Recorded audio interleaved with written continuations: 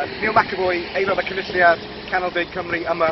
Dwi'n yn y Bari heddiw yn Bro Morgannwg gyda Mark Bowen, rhiant yma yn y Bari.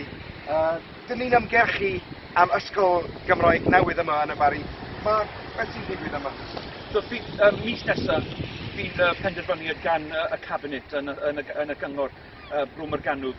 A bydd nhw'n penderfynu bydd yr adeilad newydd am ysgol gyfrwng Saesneg neu Gymraeg. Wy'n galw am y cyngor i penderfynu tuag at opsiwn Gymraeg.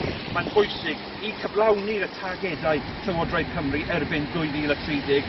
Mae'n pwysig i wneud y peth gywir tuag at ysgolion fel Ysgol Sant Bara fan hyn yn y glannau.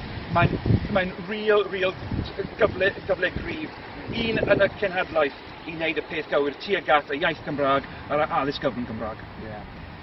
Wel, cyngor Bro Morgannwg, waith rhaid i ni gael ysgol Gymraeg arall yma. Mis Medi, please. Penderfyniad da ysgol ac yn dda. Iawn?